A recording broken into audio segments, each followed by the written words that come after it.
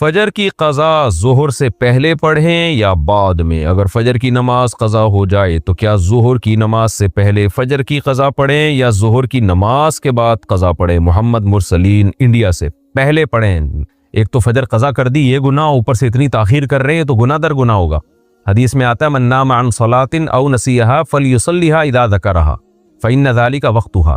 صحیح حدیث ہے، آپ صلی اللہ علیہ وسلم نے فرمایا کسی کی آنکھ نہ کھلے نماز میں یا بھول جائے تو جیسے ہی یاد آئے یا جیسے ہی جاگ آئے فوراً نماز پڑھے وہ، اور یہی پھر اس کا وقت ہوگا۔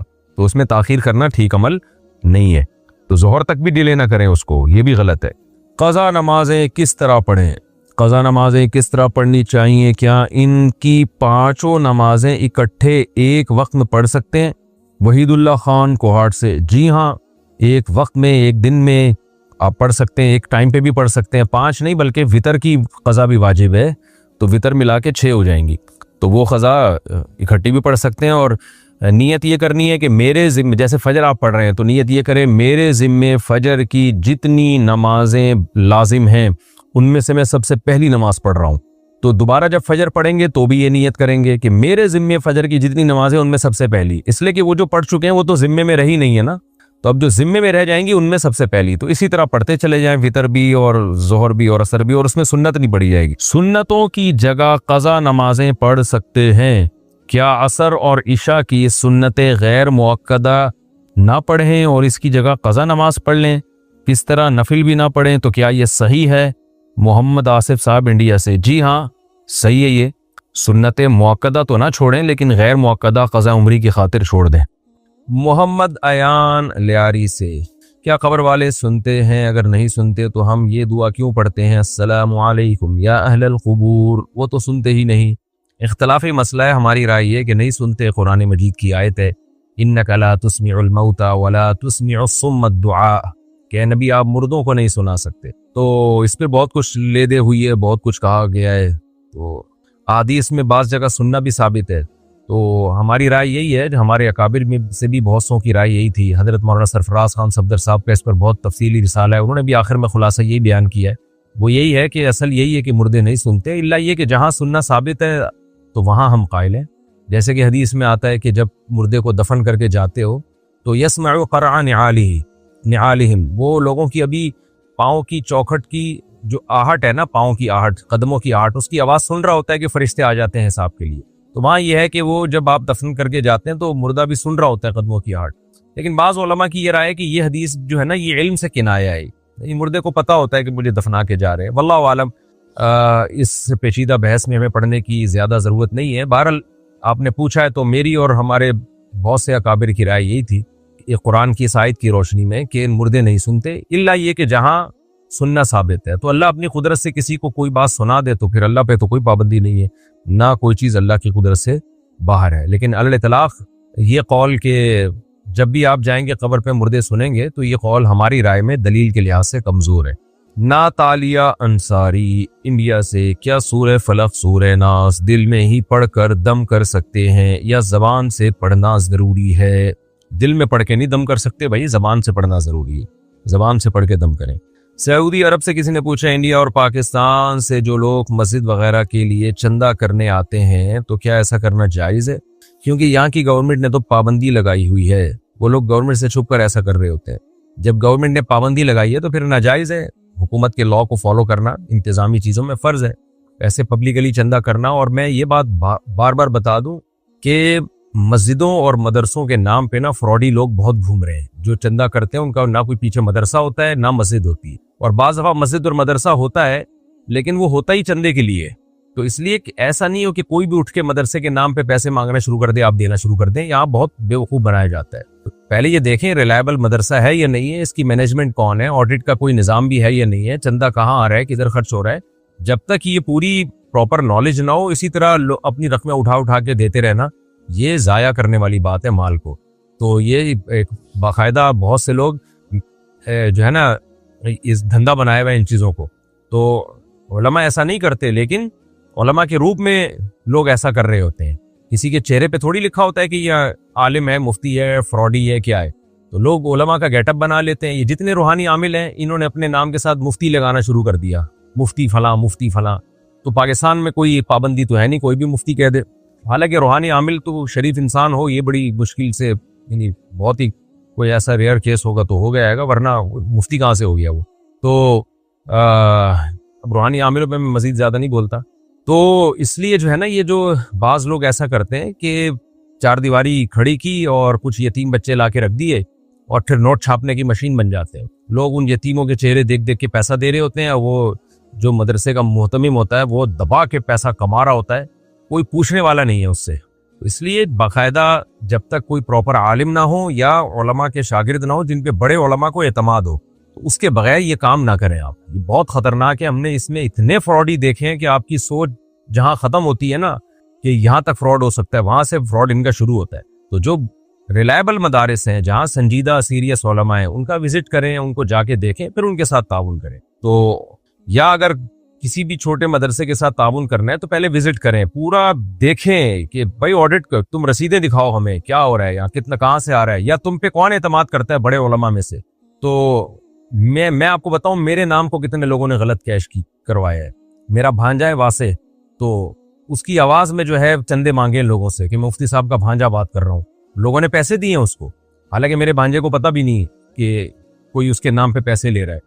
کتنے لوگ ہیں میرے ساتھ آ کے دوستی لگائی، چند دن ساتھ گھومے، لوگ سمجھے یہ مفتی صاحب کے بہت ہی کلوز ہیں، اس کے بعد جا کے مالداروں سے تعلق قائم کر کے اپنے مدرسوں کے لیے چندے کرنا شروع کر دی، حالانکہ وہ مدرسے بھی نہیں تھے ان کے، ڈرامے بازی تھی. بڑے بڑے مسائل ہوتے ہیں بھائی اس میں. اس لیے آپ کسی پیسوں کے معاملے میں کوئی آپ کو بیوقوف نہ بنائے، اس لیے ہوشیار رہیں اس میں. اور سعودی عرب میں جب کوئی چندہ مانگنے آیا تو بیچار اس کا تو پتہ ہی نہیں چلتا یہ ہے کون، کہاں سے آیا یہ.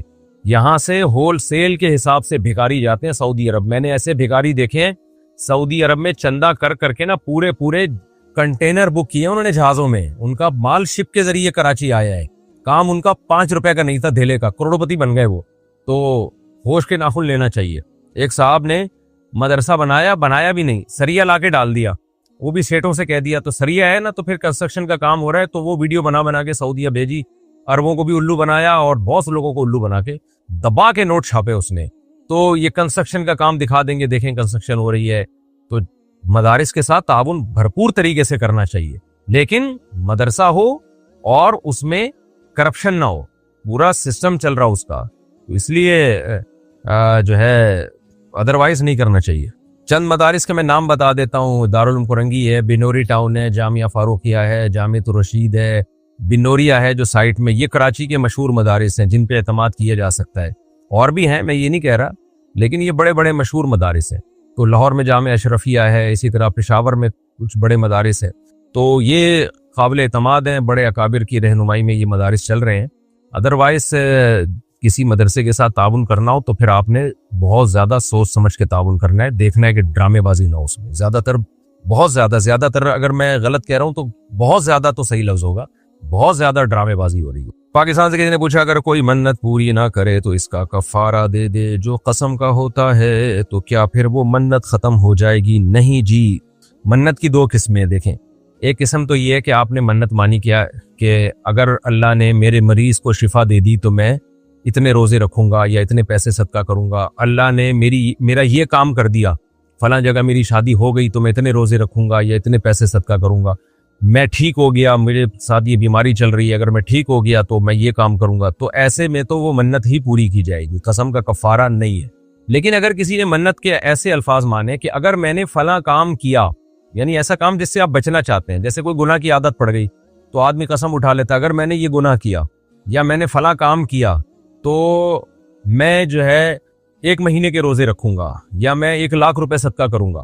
تو جس کام سے بچنے کے لیے انسان قسم اٹھاتا ہے نا، قسم کو یعنی منت مانتا ہے، منت قسم نہیں، منت، کہ یہ کام میں نے اگر کیا تو مجھ پر اتنے روزے لازم ہے، تو پھر اس کام کو اگر کر لیا تو پھر اس میں اس کے پاس آپشن ہوتا ہے کہ چاہے تو اتنے روزے رکھ لے، چاہے تو قسم کا کفارہ ادا کر لے.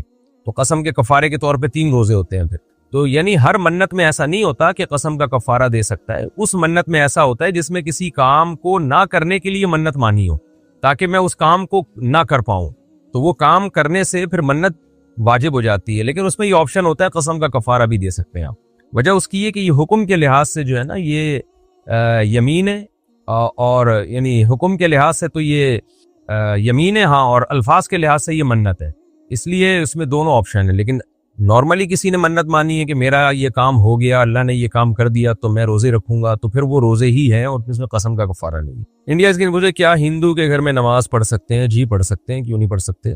راجستھان سے کسی نے پوچھا، راجستھان انڈیا سے، نیاز اور فاتحہ کیوں نہیں دلانا چاہیے، اس بارے میں بتا دیجئے، کیونکہ لوگ مجھ سے ہر بار یہی بولتے ہیں کہ تم لوگ نیاز کیوں نہیں دیتے۔ ان سے بولیں یہ نیاز کا لفظ ہی نہیں ہے حدیث میں، اور یہ چلو لفظ بعض حدیثوں میں نہیں ہوتے، عمل تو ملتا ہے، تو عمل بھی نہیں ہے۔ بتاؤ کن صحابی نے کس وقت نیاز دلائی تھی، کیا کیا تھا؟ یہ نیاز دلانا ہوتا کیا ہے؟ صدقات و خیرات ہیں، کسی بھی غریب کو جب چاہو چپکے سے کھلا دو اللہ کی رضا کے لیے، بس اس سے زیادہ صدقات و خیرات کی اور کوئی حیثیت نہیں ہے، بس یہی حیثیت۔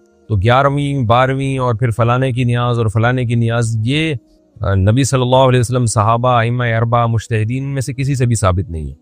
فاطمہ صاحبہ امریکہ سے پوچھتی ہیں، میں شادی شدہ ہوں اور صاحب اولاد ہوں، میں ملازمت کرتی ہوں اور اپنے بہن بھائیوں اور ماں باپ کی کفالت کرتی ہوں، اس خدمت کا موقع ملنے پر بہت خوش ہوں، آپ رہنمائی فرمائیں کہ کیا اپنے ماں باپ اور بہن بھائی پر خرچ کرنا صدقے میں شمار ہوگا یا مجھے الگ سے صدقہ دینے کا اہتمام کرنا چاہیے؟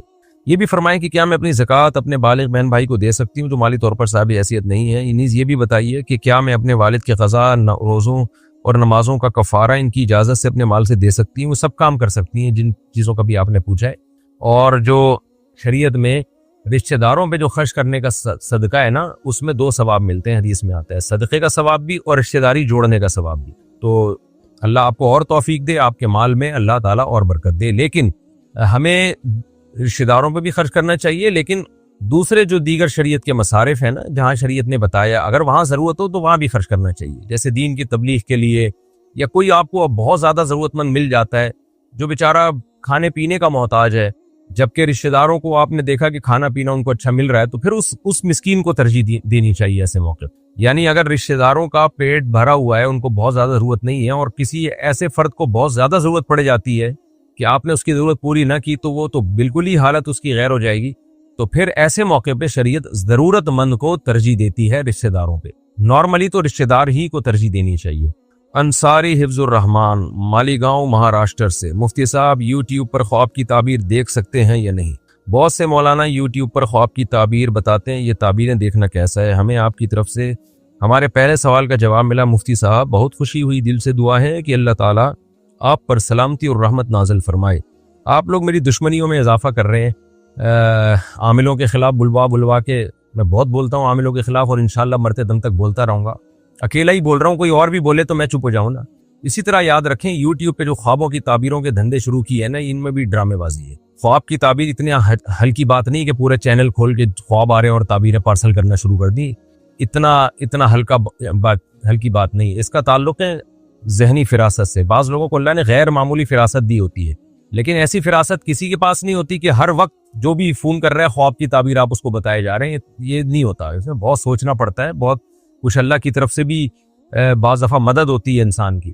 تو کبھی کبھار کوئی خواب کسی کو بہت ہی عجیب سا آ جائے اور اس کو لگے کہ یہ کچھ ایسا ہے جس کی کوئی تعبیر ہوگی، تو پھر وہ کسی صاحب فراست بزرگ کے پاس جائے، تو وہ بزرگ اس کے سارے حالات کو دیکھتے ہیں اور اس میں غور و فکر کرتے ہیں، اس کے بعد جو ہے اس کی تعبیر متعین کی جاتی ہے۔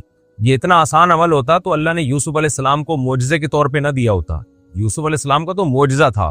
تو معجزہ کسے کہتے ہیں؟ وہ کام جو عام پبلک نہیں کر سکتی۔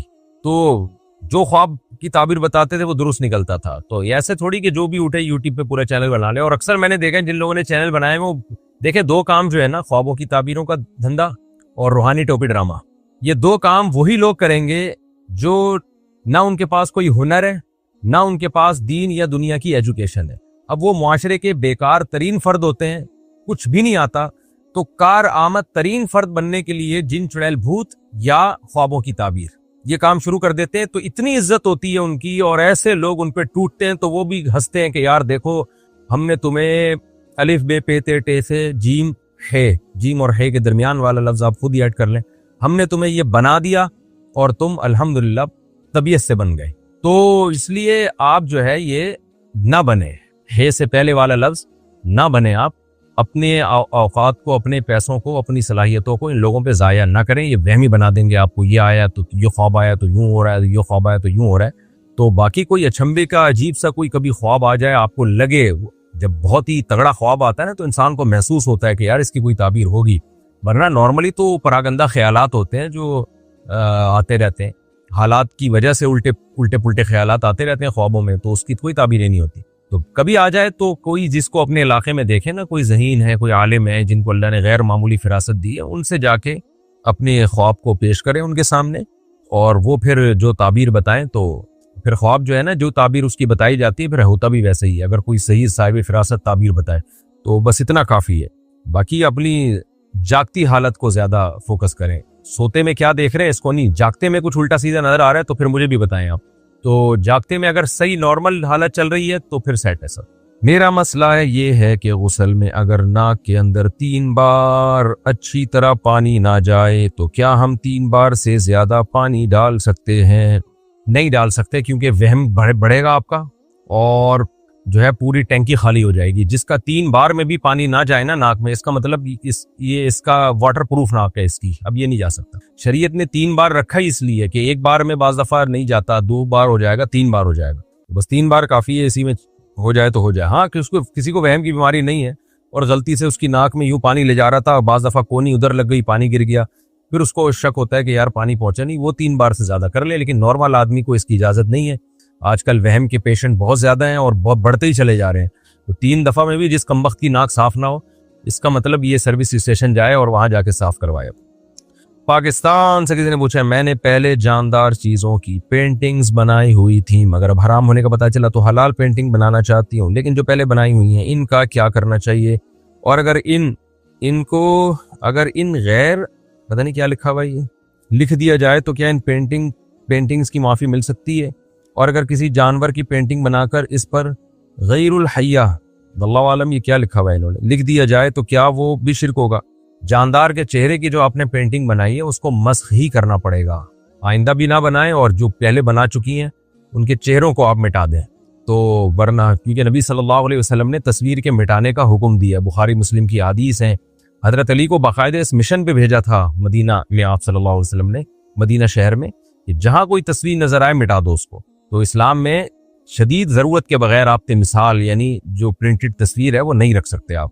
نبی صلی اللہ علیہ وسلم نے فرمایا ان من اشد الناس عذابا یوم القیامۃ المصورون، سب سے سخت ترین عذاب تصویر بنانے والے کو ہوگا، تو اس سے اجتناب کریں۔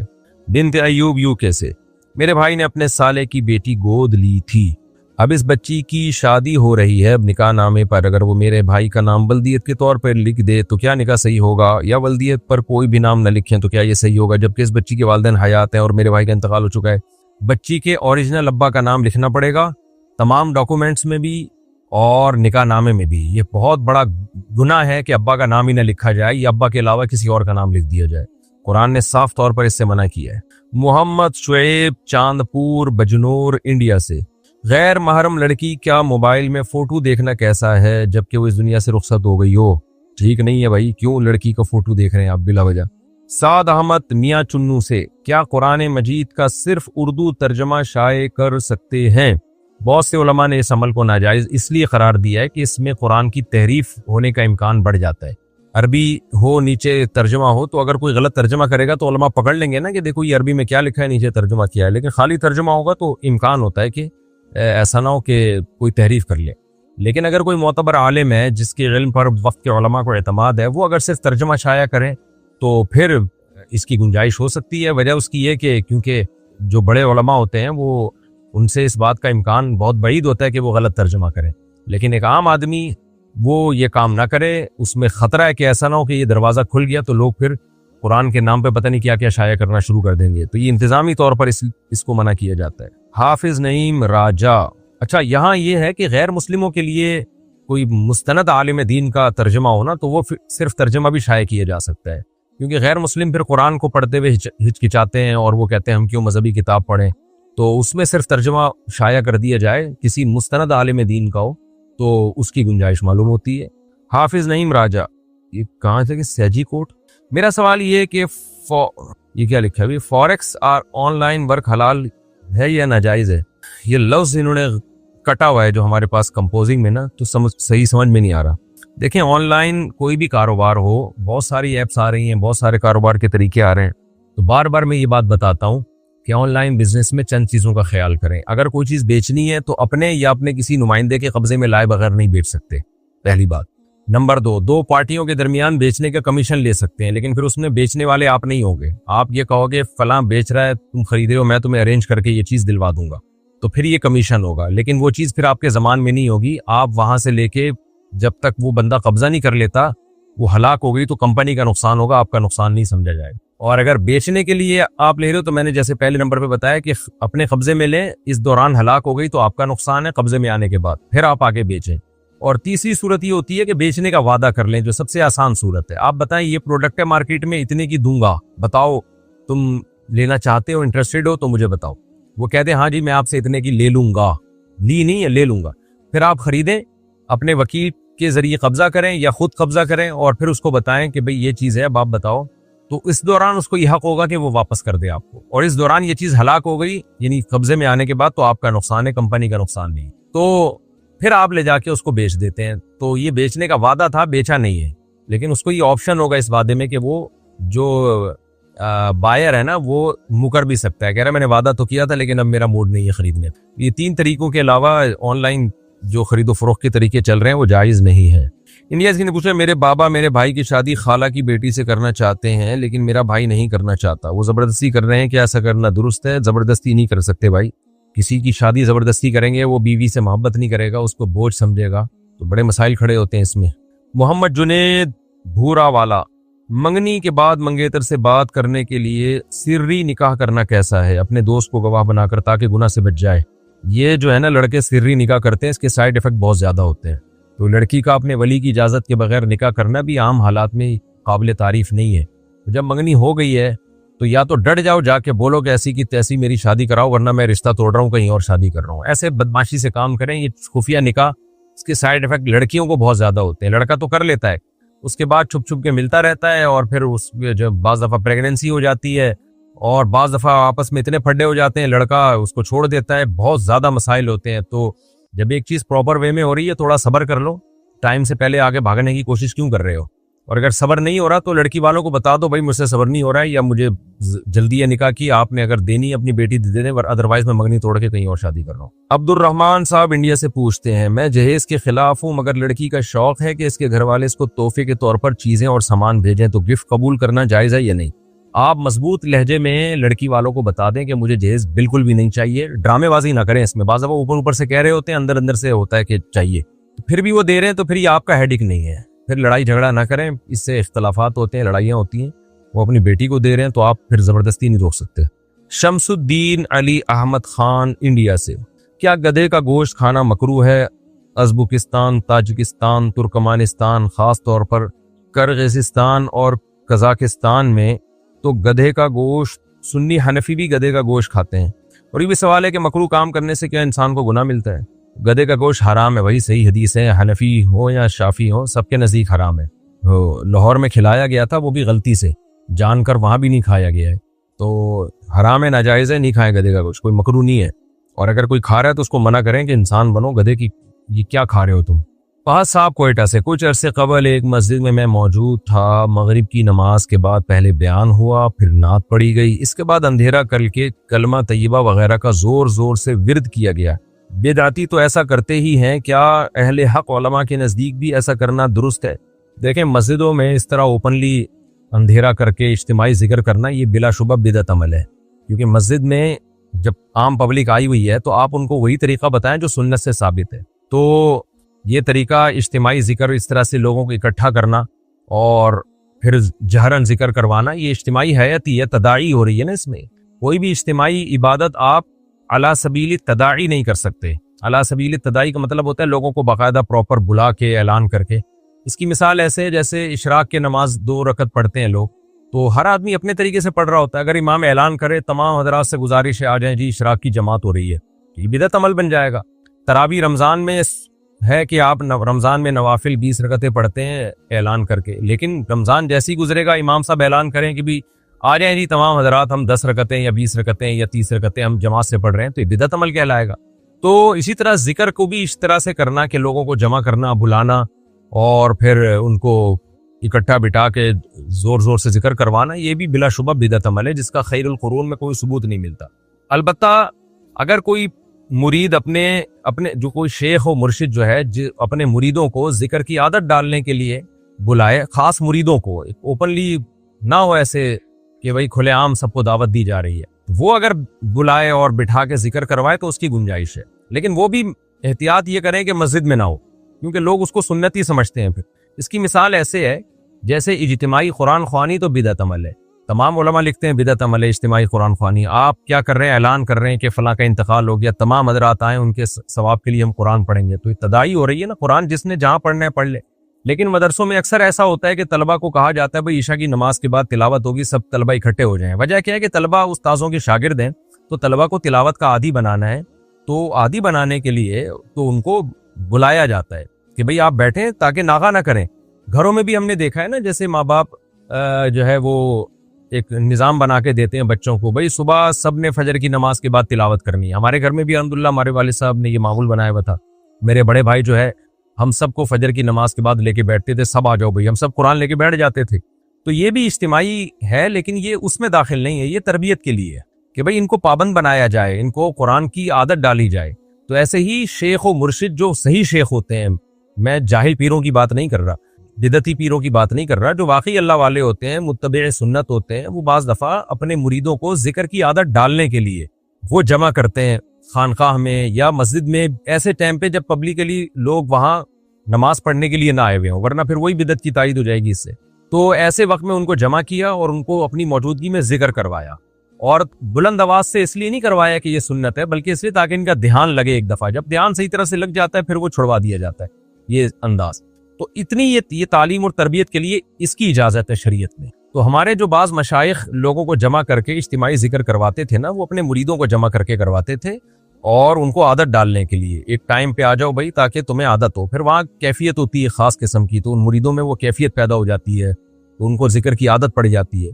تو یہ تعلیم و تربیت کی حد تک تو یہ درست ہے، بشرطے کہ یہ بدعت کا ذریعہ بھی نہ ہو اور اس کو سنت بھی نہ سمجھا جائے۔ ہوتا یہ ہے کہ تصوف میں جب اس طرح کے کام کروائے جاتے ہیں نا، تو پھر قرآن و سنت کا لیبل لگا دیا جاتا ہے اس کے اوپر کہ نبی سے یہ ثابت ہے۔ بھائی نبی سے ثابت نہیں ہے، سیدھی سی بات ہے۔